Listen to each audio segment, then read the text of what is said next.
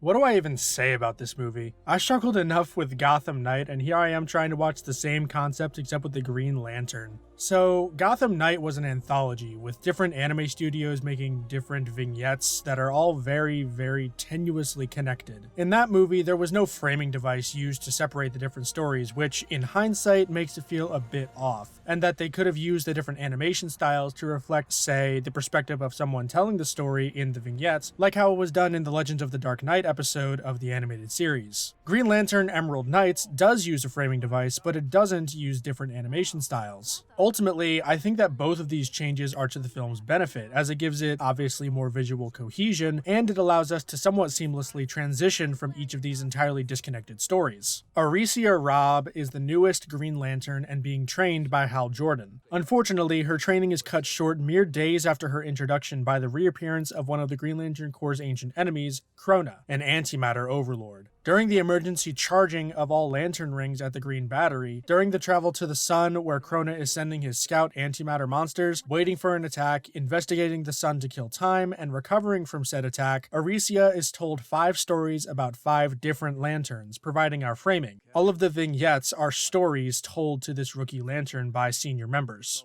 The first story is of the first true Green Lantern, Avra. Originally a scribe during the Guardians' time of desperately making the first 4 rings to stop a grave threat, Avra was unexpectedly chosen by the last of the 4. Their first away mission ends up to be nearly a failure. They lose a lantern and are about to retreat when Avra steps up and makes the first construct out of his green light, which the Guardians had never intended the rings for. With his constructs and his allies rejuvenated, Avra wins the day to teach his successor lanterns for generations to come. The second story details Kilowog's time training as a lantern under Sergeant Deegan, who puts him and his friends through hell after hell. After a blowout between Kilowog and Deegan, which ends in a fight, the 4 are called to deal with what looks like a civil war. Though Deegan fights valiantly, he's ultimately unsuccessful in repelling the aggressor's attack, leaving it up to Kilowog, who finally proves his worth as a lantern just in time for Deegan to acknowledge it before he dies. The third story follows the lantern Lyra on her first solo mission. As it happens, her homeworld has become ruthless and warmongering since she joined the Corps, and she is sent to stop them. She battles through her father's mistress, her brother, and finally questions her father for his actions. He believes that what he's doing is just, that having to be saved by the lanterns years prior made him look weak, and that his conquering of other worlds was done to restore his glorious image. When Lyra refuses to give him her Green Lantern ring for his own use, they fight, and Lyra wins, freeing her people from his tyrannical rule. The fourth story follows a non-lantern, an alien warrior named Bolfunga, who is constantly seeking a challenge. After his latest opponent mocks him for being far weaker than the Green Lantern named Mogo, Bolfunga tracks him down and seeks to destroy him. But though he's able to narrow down his location to a planet, Bolfunga is unable to locate the lantern. Eventually resorting to a scorched earth policy, Bolfunga is shocked to find that the planet itself was Mogo, the living planet turned Green Lantern, at which point he's swallowed by its might. The final story follows the lantern Abin Sur, Hal Jordan's direct predecessor, as he's ambushed by an intergalactic criminal named Atrocitus who is hunting down lanterns. With some assistance from Sinestro, Abin Sur is able to capture Atrocitus and take him back to prison. Before he's locked away, Atrocitus warns Abin Sur that Sinestro will betray the Corps and kill all of the lanterns, but Abin Sur doesn't believe him as he trusts in his friend more than this criminal. At the end of the movie, Krona is released, and the lanterns are powerless against him. It's only through the quick thinking of Aricia that the lanterns band together to use Oa itself, their planetary base, to destroy Krona, and with the power from all of the Green Lanterns, Krona is defeated, ending the movie.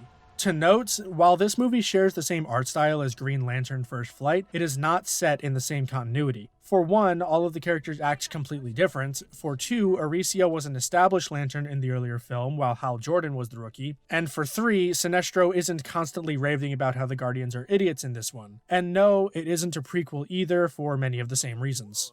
So, I ask again, what do I say about this movie? I care very little for the Green Lantern Corps or really any of its members, and the short-form storytelling on display here, while largely competent, is unimpressive and does little to remedy my overall boredom. This movie is, I believe, the longest one that we've seen yet, at just over 80 minutes long. While this isn't much time when compared to other regular films, for the DC animated original movie catalog, it's one of the longer ones. I can't help but imagine how much better it would have been to have this length for a story that that actually deserved it, like Under the Red Hood or All-Star Superman. Those movies would have benefited greatly from the increased running time, and might have actually made me like the latter if their priorities were set straight anyway. As it is, this movie just doesn't earn its runtime. The Mogo Bolfunga story should have been cut, no questions asked. Come up with some other way to introduce the planet-sized lantern if you want to keep it for the finale, but that story was not only the shortest, not only the simplest, but it didn't even follow a lantern, when this movie's entire point was to show different lanterns. We could have had a story about Sinestro, or the Squirrel, or anyone else, but we got an idiot slashing up a forest for 5 minutes. Great. Despite that, I will say that most of the stories are done competently. While I personally think that the Abin Sur one was a bit dull because I don't like either Abin Sur or Sinestro, the first 3 were all very good. Avra's story felt like the typical "you can do it" type storyline of overcoming great personal adversity, but is elevated further by the shockingly great direction, making all of his actions pop, his emotions clear, and the pacing really tight. In much the same way, the final battle of the Kilowog storyline is absolutely gorgeous. In general, I really liked how, for once, in this entire catalog, the Green Lanterns are actually allowed to be cool. Too often in the larger DC universe, in any continuity really, they're treated as jokes or jobbers for the hero of any given story. We'll see this a lot come the New 52 era of this series, but we've already seen plenty. Note how all of the Lanterns not named Hal Jordan or Sinestro were completely powerless to do anything in First Flight, or how little Hal Jordan contributed in Crisis on Two Earths and how lazily they used his powers. While those powers are still wonky and the physics of it all is still non-existent, the animation, and more accurately the direction, really sold all of the hits as big and important. Lauren Montgomery has been the director or co-director for many of the DC animated original movies that we've seen so far, including Wonder Woman, Green Lantern First Flight, Superman Doomsday, Superman Batman Apocalypse, and a few others. From all of those except for First Flight, I know that this woman knows how to direct animation to make the scenes work and to make the action pop. I point out Montgomery specifically because she is the constant in that list, and she is the sole director of 2 of them. So I don't know if it's the co-director, or more likely a lack of either funds or time that caused her failures within this list. Emerald Knights itself falls somewhere in the middle, I'd say. I just praised the direction and animation, but there were also some wonky things. Namely, whenever there is a hand-to-hand fight, which happens 4 times in the Kilowog, Lyra, Bolfunga, and Abin Sur stories, the whole thing becomes wonky. The intentions are there, and I think with some tweaking of framing and models, it could have looked really good, but there's just a lot of jank, and the physics and the gravity just doesn't quite work for me.